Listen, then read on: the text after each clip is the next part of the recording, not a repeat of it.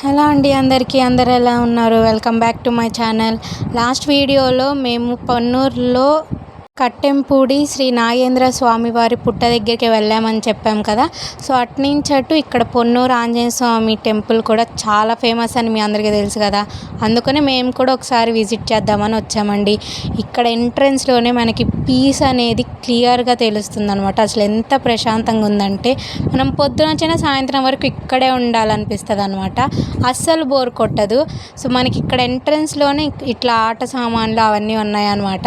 పిల్లలు వస్తే అస్సలు వదలరు. కానీ బొమ్మలు కూడా చాలా బాగున్నాయి. ప్రైజెస్ కూడా చాలా రీజనబుల్గానే ఉంది. మా అమ్మాయి ఒకటి కొనుక్కుంది. అదేం కొనుక్కుందో వీడియో ఎండ్లో చూపిస్తానమాట. సో చూసారు కదా, ఇట్లా కొంచెం ముందుకు వచ్చింగానే మనకి మన రైట్ సైడ్లో మనకి ఆంజనేయ స్వామి వారు దర్శనమిస్తారు. చూస్తున్నారు కదా, ఇదే పొన్నూరు ఆంజనేయ స్వామి విగ్రహం అనమాట. చాలా ఫేమస్ అనమాట. మనకి ఇక్కడ ఉండి ఆంజనేయ స్వామిని మనం చూస్తుంటే ఎంతసేపు అయినా ఆ స్వామివారిని అలానే చూస్తూ ఉండిపోవాలనిపిస్తుంది. సో దాని ఎదురుగానే మనకి ఇక్కడ గణపతి స్వామివారు కూడా ఇక్కడ దర్శనమిస్తారు. సో ఇక్కడ కనిపిస్తుంది కదా, దీని పైకి వెళ్తే నిత్య జ్యోతి అని ఉంటుందంట. సో చూద్దామని చెప్పి మేమైతే ఇట్లా ఎక్కుతున్నాము. అసలు ఎక్కుతుంటే ఒక్కొక్కటి ఎంత బాగుందంటే, అసలు ఒక్కొక్క ఫ్లోర్ అలా ఎక్కుతుంటే ఆ వ్యూ చూస్తుంటే ప్రశాంతత అనేది దొరుకుతుంది అనమాట. సో పైకి వెళ్తే మనకి ఇలా ఆంజనేయ స్వామి గుడి కనిపిస్తుంది. అలా మనం కొంచెం ముందుకు వెళ్తే మనకి ఇక్కడ ఇంకొక టెంపుల్ కూడా కనిపిస్తుంది అనమాట. సో ఇక్కడ అడుగడుగున మనకి ఒక్కొక్క దేవుళ్ళు ప్రత్యక్షమవుతూ ఉంటారనమాట. సో ఆ గుడి నుంచి మేము వీడియోస్ తీయడానికి కుదరలేదు, ఎందుకంటే నాట్ అలౌడ్ అని చెప్పారు. సో బయటకు వచ్చిన తర్వాత ఇక్కడ చూస్తున్నారు కదా, మనకి నాగేంద్ర స్వామి విగ్రహాలు కూడా కనిపిస్తున్నాయి అన్నమాట. సో అలా ముందుకెళ్ళంగానే మనకి శివయ్య దర్శనం ఇస్తారనమాట. ఇక్కడ చూసారు కదా, చాలా పెద్ద నంది. అండ్ ఇది వచ్చేసి మనకి షణ్ముఖ సుబ్రహ్మణ్య స్వామి అనేది దర్శనమిస్తున్నారు. ఇక్కడ వచ్చేసి శ్రీ భద్రకాళి అమ్మవారు దర్శనమిస్తారనమాట. అలా మనం పక్కకి చూడంగానే ఇక్కడ 1000 లింగాలు అనేవి మనం చూడొచ్చు అన్నమాట. సో చూస్తున్నారు కదా, చిన్న లింగాలు మనం కౌంట్ చేసుకుంటూ వెళ్ళిన కరెక్ట్గా ఉంటాయండి 1000.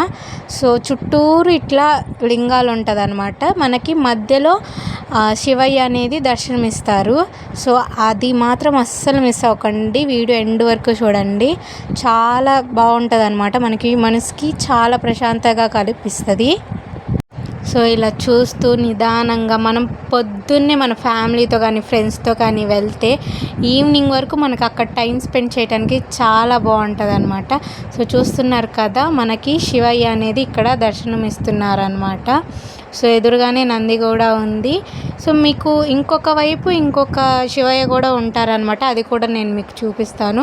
సో ఇక్కడ చూశారు కదా, ఇక్కడ లింగాలు అవన్నీ ఉన్నాయి. ఇక్కడ ఏంటంటే దీపారాధన చేయడానికి లేదు అని చెప్పేసి ఆల్రెడీ బోర్డు కూడా పెట్టేశారు. అందుకనేమో మరి ఏమి ఇక్కడ పూజ కూడా చేయలేదు. మనకి అంత ఇన్ఫర్మేషన్ అయితే లేదండి, ఎందుకో ఏంటి అని. సో చూస్తున్నారు కదా, ఇవంతా 1000 లింగాలు అనమాట. మనకి చుట్టూరు ఉన్నాయి లింగాలు. సో అలా పక్కకి వస్తే మనకి అమ్మవారి దర్శనం అయితే అవుతుంది అనమాట.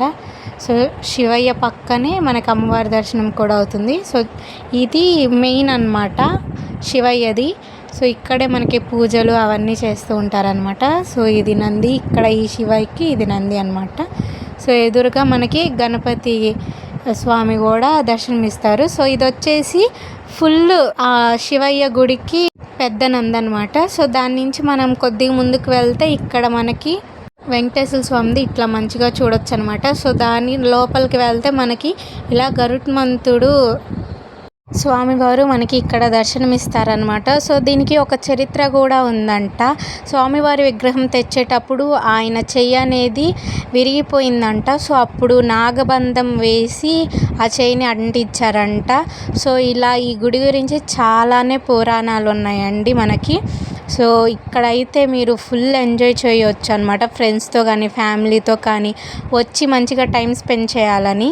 చాలా బాగుంటుంది అనమాట. సో చూస్తున్నారు కదా, చాలా పీస్ఫుల్గా ఉంటుంది. ఈ వీడియో మీకు నచ్చిందని అనుకుంటున్నాను. ఒకవేళ నచ్చితే please like, share and subscribe to my channel.